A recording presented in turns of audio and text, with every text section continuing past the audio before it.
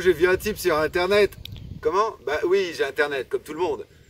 Oh, le gars disait, l'économie, c'est une interprétation du réel. Attends, l'argent, ça mesure des secondes d'infirmière de banquier d'affaires. Mais, dis donc, ça là, c'est une interprétation du réel, peut-être? Alors tu t'expliques, hein, et puis surtout tu dis à quoi ça sert ce que tu racontes. D'accord, c'est vrai que l'argent est un objet qu'on échange contre des biens. On connaît bien l'histoire. Avant, dans les temps obscurs, c'était le troc. La boulangère qui voulait les chaussures du sabotier, qui voulait les étagères du menuisier, qui voulait les baguettes de la boulangère. Et le problème, c'était de mesurer combien valait une étagère pour des sabots, pour des baguettes.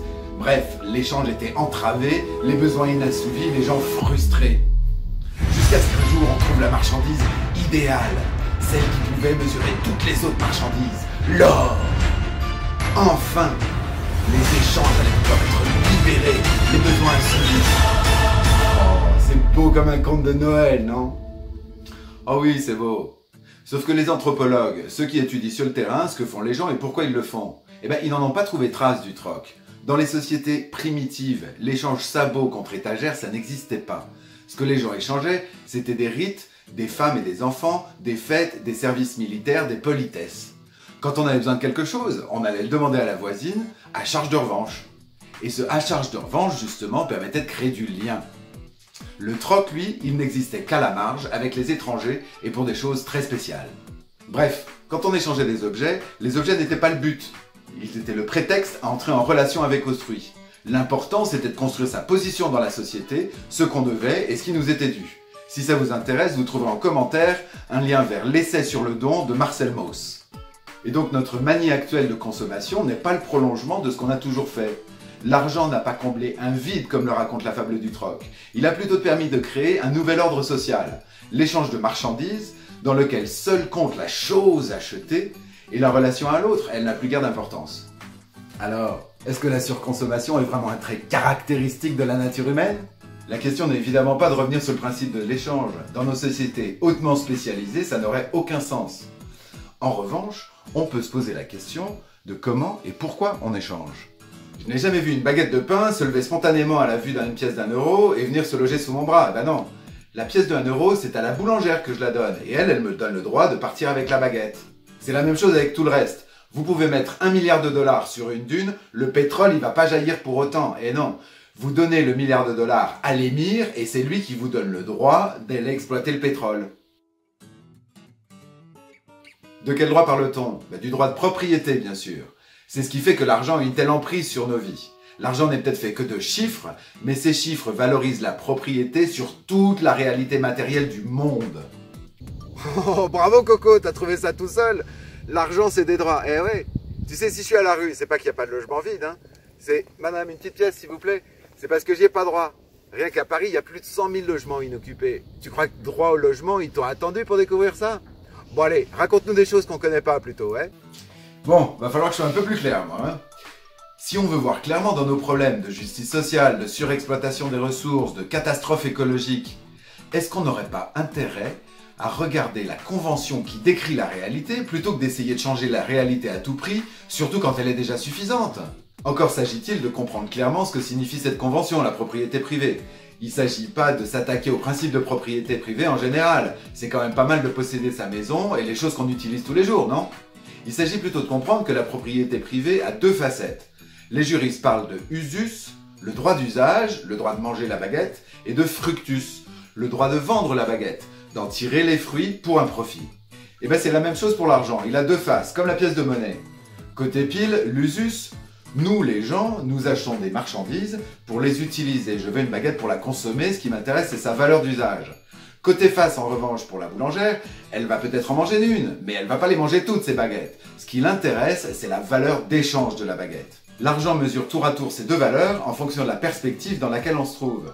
Un logement, c'est fait pour être habité, c'est aussi fait pour faire de l'argent en le louant la semaine sur Internet. Alors, valeur d'usage et valeur d'échange, d'après vous, laquelle a le plus d'importance sur les marchés de grande consommation? Le grand-père révolutionnaire, vous savez, lui il le disait très simplement. Côté pile, nous les gens, on prend la seule marchandise qu'on ait, son temps, qu'on va échanger contre de l'argent. Lorsqu'on a cet argent, on peut de nouveau l'échanger contre des marchandises, la baguette de pain qu'on va manger le soir à la maison. Côté face, c'est le cas pas tellement de la boulangère qui va aussi travailler, mais de l'investisseur pour qui le banquier d'affaires aura acheté une chaîne de boulangerie industrielle. Lui, il prend son argent, contre lequel il échange des marchandises, des locaux, des machines, de la farine, de l'électricité, du travail, qu'il pourra de nouveau échanger en argent quand on lui aura acheté ses baguettes. Que la baguette on la mange ou qu'on la jette, peu lui importe, tant qu'il y a plus d'argent à la fin qu'au début. C'est logique, non? C'est comme ça qu'on explique le profit et dans sa forme extrême, la spéculation. Mais dans ce cas, avec ce que tu dis, l'économie réelle, là, c'est pas tellement les échanges qui permettent de répondre aux besoins des gens, c'est plutôt les besoins des gens qui permettent de faire tourner les échanges, non? Côté pile, l'histoire raconte que l'économie apporte à l'humanité de la valeur d'usage, le progrès et le bien-être. Enfant du troc, mirez ces belles marchandises. Côté face, l'économie, c'est ce qui permet d'accumuler de la valeur d'échange en faisant du profit. C'est comme ça qu'on construit son capital. Le capital, c'est la position sociale de celui qui le possède. Et là, on est dans la droite ligne des échanges de l'époque. Les vrais, pas ceux de la fable du troc. Alors, ce système qu'on peut pas changer parce que les gens en veulent toujours plus et qu'ils pensent qu'à eux, il y aurait peut-être pas quelque chose à revoir quand même? Bon, avant d'avoir changé le système, il y a encore deux choses à noter. D'abord, la propriété, c'est une relation entre la personne et la chose. Elle fonctionne dans les deux sens. C'est comme un miroir, elle s'applique autant à la personne qui possède qu'à la chose possédée. Deuxièmement, l'argent n'est pas une propriété comme les autres. Quand je possède une maison, la propriété elle est définie, elle s'applique à un objet identifié. Quand je possède de l'argent en revanche, la propriété elle est potentielle. Si j'ai 100 €, ça peut être 100 baguettes, ça peut être des bouquins, ça peut être une facture d'électricité, tout ce que 100 € permettent d'acheter. Je peux même décider du moment où je vais acheter. Côté pile, cette Uber propriété elle est très pratique. Je peux faire des réserves, des économies que j'utiliserai à l'avenir, ça me donne un sentiment de sécurité, pas mal. Côté face en revanche, il n'y a pas de limite à cette réserve d'argent que je peux accumuler. Je peux en posséder toujours plus de cette Uber propriété, à tel point que je pourrais jamais la dépenser. Elle finit par ne plus rien mesurer d'autre que moi-même, en somme. Là, c'est plus un sentiment de sécurité, c'est carrément un délire narcissique. Et c'est comme ça que 26 milliardaires peuvent valoir autant que la moitié de l'humanité. C'est peine perdue. La seule alternative, c'est le communisme, et même moi, j'en voudrais pas. Ah oui, la vieille décale qu'utilisent tous les pouvoirs en place, moi ou le chaos. Mais enfin, est-ce qu'il n'y aurait pas un petit peu de place quand même entre d'un côté l'égalitarisme parano du communisme et de l'autre l'accumulation narcissique du capitalisme? Qu'on possède sa maison, ben c'est tout à fait normal. Qu'on en possède je sais pas combien, pour la simple et bonne raison qu'on peut se le permettre, mais franchement, à quoi ça sert? Il y a déjà plein de gens qui dépassent le cadre strict de la propriété privée, peut-être même vous. Aujourd'hui, on partage les voitures, on partage les bureaux, on partage les outils, les imprimantes 3D. On échange les maisons, on fait du couchsurfing, on fait du covoiturage, on fait du woofing. Les solutions, elles sont déjà là. Ça, ce sont des chouettes solutions qui consistent à faire autrement avec le moyen d'échange actuel. Mais est-ce qu'on pourrait pas imaginer de modifier le moyen d'échange lui-même? Tenez, est-ce qu'il est dit une fois pour toutes que l'argent peut tout acheter, tout le temps, peu importe qu'on utilise ou non ce qu'on achète? Non mais c'est vrai, si l'argent est tout puissant, bah c'est parce qu'on l'a décidé par convention. Mais les conventions, c'est fait pour être changé. On pourrait tout à fait discuter de ce que l'argent achète. Imaginer différents argents pour acheter différentes choses. Est-ce qu'on pourrait pas par exemple limiter le fait d'acheter pour revendre? Ça, ce serait un joli frein à la spéculation, non? Tout ça, c'est des solutions de long terme. Alors comment les mettre en place? Ben, il y a peut-être plusieurs manières. Une des manières, ça serait de débattre de la définition de propriété privée. Est-ce que le fructus a vraiment sa place dans la propriété privée? Est-ce que moi, je serais d'accord pour ne posséder que ce que j'utilise en effet? Oh mes gamins, t'arrêtes pas en si bon chemin. Dans ce cas-là, t'as qu'à dire que... Merci monsieur. T'as qu'à dire que c'est les gens qui font les choses les plus utiles qui vont gagner le plus de thunes, qu'est-ce que t'en penses? Excellent. Ces solutions-là, c'est de la politique par contre, c'est pas du tout mon rayon. Mais si vous avez des idées sur le sujet, n'hésitez pas à les mettre en commentaire.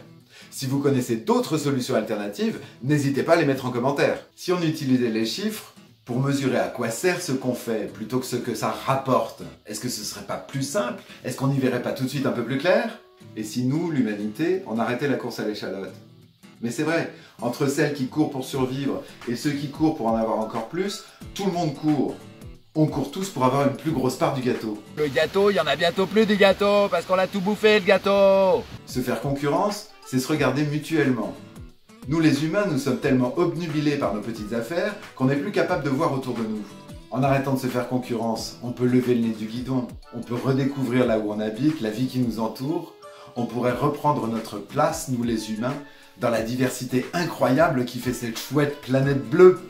D'autant qu'il faut quand même le reconnaître, si nous, côté pile, on se tire la bourre, en réalité, le jeu il se déroule quand même essentiellement côté face, dans la perspective du capital.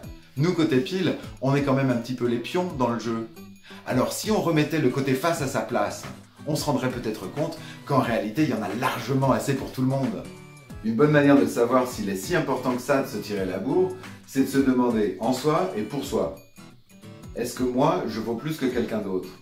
Est-ce que je vaux moins? Est-ce que toutes les vies humaines ne valent pas finalement la même chose?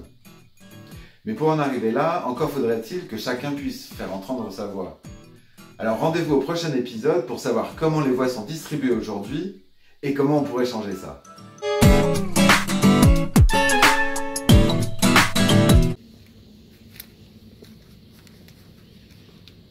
Bonjour.